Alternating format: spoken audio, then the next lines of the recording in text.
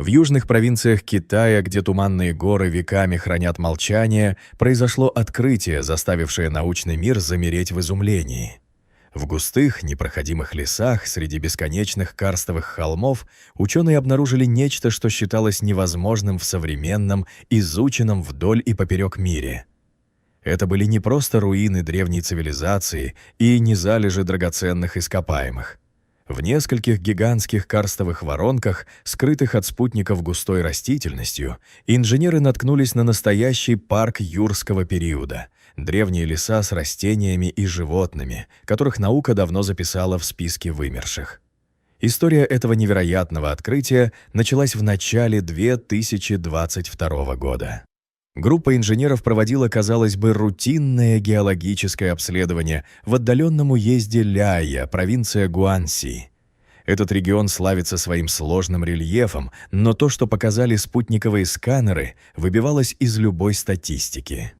На мониторах появилась аномалия – огромная черная впадина, значительно превышающая по размерам и глубине все, что когда-либо фиксировалось в этом районе. Поначалу это казалось ошибкой приборов или просто глубокой ямой. Но чем больше данных поступало, тем яснее становилось. Они наткнулись на одно из крупнейших геологических открытий десятилетия. Местные жители, представители этнических меньшинств, давно обходили это место стороной. Они называли его «Род небес» и шепотом передавали легенды о том, что птицы, пролетающие над воронкой, падают замертво, а из глубин иногда поднимается ледяной ветер, несущий странные запахи. Ученые, привыкшие доверять фактам, поначалу скептически отнеслись к фольклору, но вскоре им пришлось признать, в этих легендах была доля пугающей правды. Прибыв на место, инженеры были ошеломлены масштабом увиденного. Карстовая яма оказалась колоссальной, около 306 метров в длину, 150 метров в ширину и почти 200 метров в глубину. Чтобы осознать эти цифры, представьте себе 60-этажный небоскреб, который можно целиком опустить внутрь этой воронки, и его крыша даже не достанет до краев.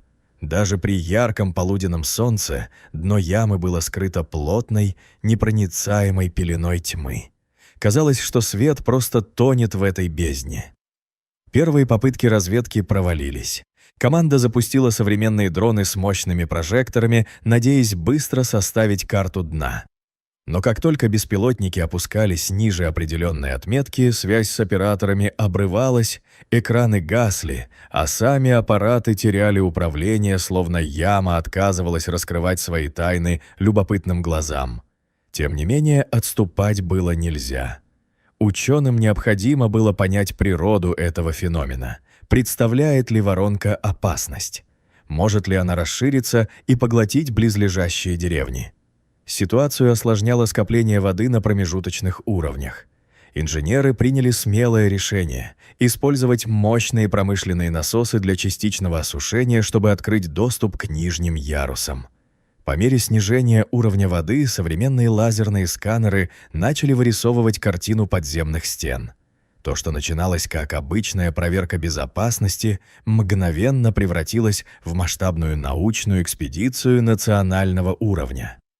К работе экстренно подключились эксперты со всей страны, ведущие геологи Чжэцзянского управления, биологи, спелеологи и экологи.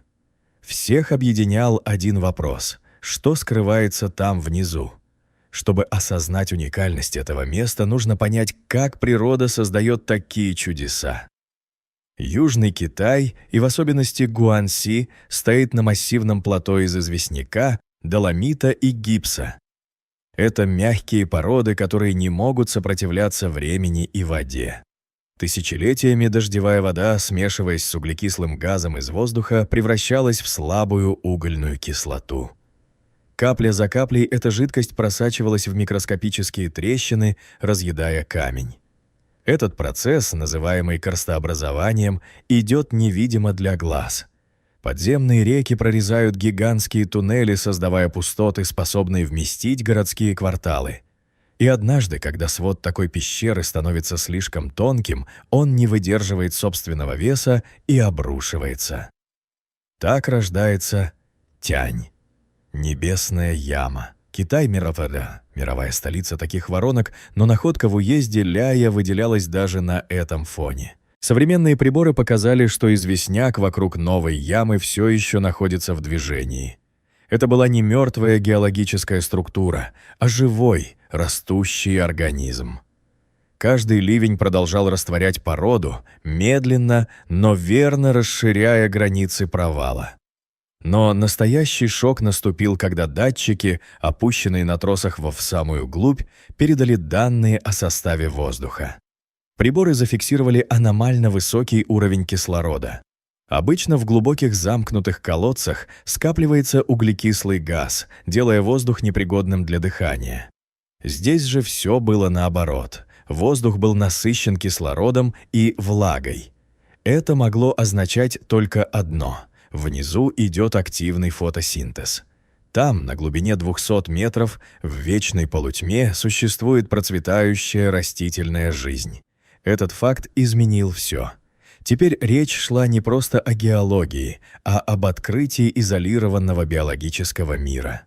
В мае 2022 года, после недель подготовки, на краю бездны собралась элитная команда. Инженеры, биологи и профессиональные кейвдайверы готовились к спуску. Им предстояло стать первыми людьми в истории, ступившими на дно этого тианья. Напряжение было колоссальным. Никто не знал, какие хищники или бактерии могут ждать их внизу, и выдержит ли оборудование в условиях такой влажности. Спуск занял несколько часов. Медленно, метр за метром, исследователи погружались в прохладный сумрак. Когда они, наконец, коснулись дна на глубине 192 метров, их ботинки утонули не в каменной крошке, а в мягком влажном слое почвы. Земля под ногами казалась живой. Включив мощные прожекторы, они осветили пространство вокруг и замерли в изумлении. Они стояли не в пещере, а посреди густого первобытного ля. Деревья здесь были гигантскими. Древние виды, родственные обычным фикусам и папоротникам, вытягивались на 40 метров в высоту, отчаянно стремясь к далекому пятну света наверху. Их ветви сплетались в плотный купол, создавая уникальный микроклимат. Здесь царила своя погода. Воздух был густым, влажным и прохладным, словно в гигантской природной теплице. Но самым удивительным было то, что этот лес был полностью изолирован от внешнего мира, возможно, на протяжении миллионов лет. Инженеры и биологи с восторгом осознали, они находятся в капсуле времени. Здесь, в изоляции, эволюция могла пойти своим, особым путем. Растения, грибы и насекомые могли сохранить черты своих доисторических предков или, наоборот, развить совершенно новые свойства, неизвестные науке.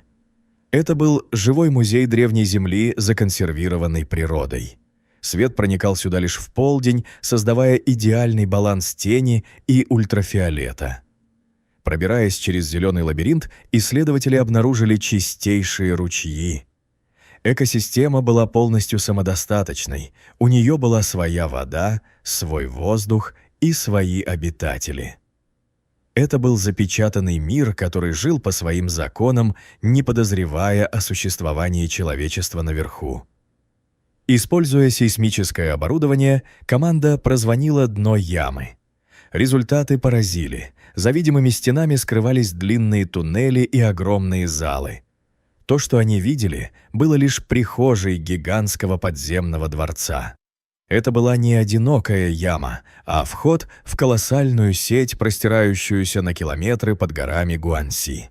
Ключевым моментом экспедиции стало участие Джана Юаньхая, старшего инженера Института карстовой геологии. Его опыт позволил увидеть то, что пропустили другие. Юаньхай обратил внимание на 3 крупных пещерных входа, расположенных на разной высоте в стенах кратера. Для него эти черные дыры были открытой книгой. Изучив входы с помощью лазерных сканеров, Юаньхай пришел к выводу: они были выточены водой с ювелирной точностью. Верхний вход с изящной аркой когда-то был руслом бурной подземной реки. Второй, расположенный ниже, сохранил следы древних осадков. Третий, самый нижний, все еще был влажным. Из этих пещер веяло холодом и жизнью.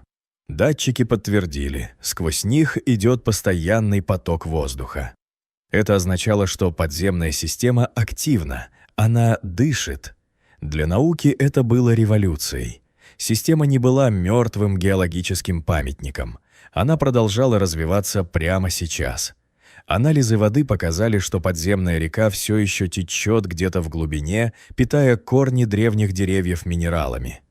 Именно это сочетание, да солнечный свет сверху и богатая минералами вода снизу, позволило создать этот райский сад в аду каменного мешка. Ученый понял, счет идет на дни, если не на часы. Вибрации могли спровоцировать цепную реакцию. Стены могли обрушиться, похоронив под миллионами тонн камня уникальный древний лес и всех его обитателей. Это было бы преступлением против планеты — уничтожить мир, который пережил ледниковые периоды ради сиюминутной выгоды. Юаньхай действовал решительно. Он составил экстренный отчет, в котором прямо заявил, любые работы в радиусе нескольких километров должны быть немедленно остановлены. Он предупредил власти, что трещины — это не просто косметический дефект, а предвестники полного коллапса. Если яма обрушится, человечество потеряет не просто красивый вид, а бесценный генетический банк данных, который мог бы дать ключи к лечению болезней или пониманию эволюции. Его слова звучали как ультиматум. Мы стоим на пороге великого открытия или великой трагедии. Этот затерянный мир выжил в полной темноте и изоляции, но он оказался беззащитен перед человеческой алчностью. Сейчас судьба Рта Небес и его древних обитателей висит на волоске, напоминая нам о том, как хрупок баланс между вечной природой и разрушительной силой прогресса.